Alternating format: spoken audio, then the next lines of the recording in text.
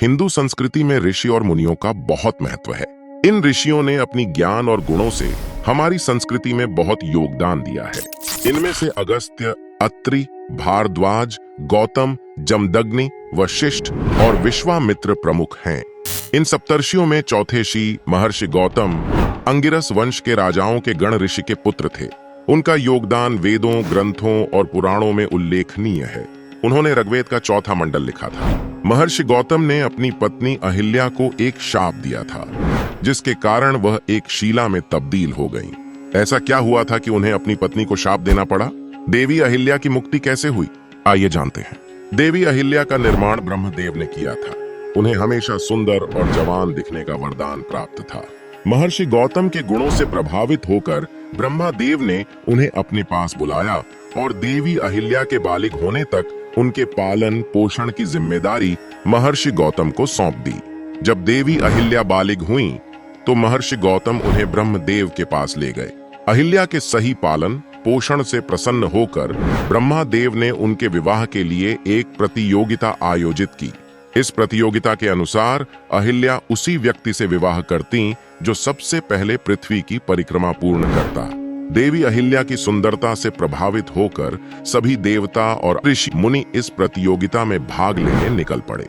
अपने आश्रम को लौटते समय महर्षि गौतम ने मार्ग में कामधेनु गाय का जन्म देखा और भाव विभोर होकर उस गांव तथा आसपास के शिवलिंग की प्रदक्षिणा की।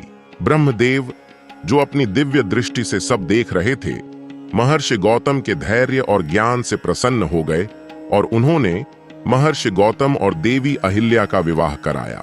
विवाह के बाद महर्षि गौतम और देवी अहिल्या ब्रह्मगिरि के आश्रम में रहने लगे। देवी अहिल्या की सुंदरता से मंत्रमुग्ध हुए इंद्रदेव की वासना बढ़ने लगी। एक दिन महर्षि गौतम ब्रह्म मुहूर्त में स्नान करने नदी पर गए।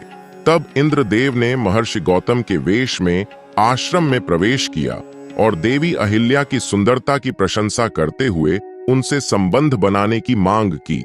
अहिल्या देवी जान गईं कि यह गौतम ऋषि नहीं बल्कि इंद्रदेव हैं, लेकिन इंद्रदेव की प्रशंसा से गर्वित होकर उन्होंने इंद्रदेव को मना नहीं किया। देवी अहिल्या ने इंद्रदेव से अपने पति के आने से पहले जाने का अनुरोध किया। इंद्रदेव तुरंत निकल ही रहे थे, किंतु सामने से गौतम आरष्य आ गए। महर्षि गौतम को घटनाक्रम समझ आ गया और क्रोधित होकर उन्होंने देवी अहिल्या को शीला में परिवर्तित होने का शाप दिया और कहा कि जब तक भगवान विष्णु स्वयं पृथ्वी पर अवतरित होकर उस शीला को स्पर्श नहीं करेंगे, तब तक देवी अहिल्या उसी रूप में रहेंगी।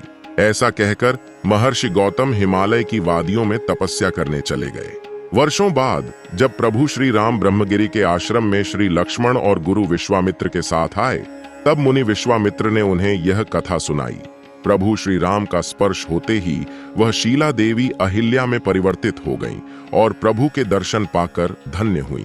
इसके बाद देवी अहिल्या अपने पति महर्षि गौतम के पास हिमालय जाकर बस गईं और उनके साथ तपस्या करने लगीं। देवी अहिल्या हिंदू धर्म में मान्य पंचकन्याओं में से एक हैं।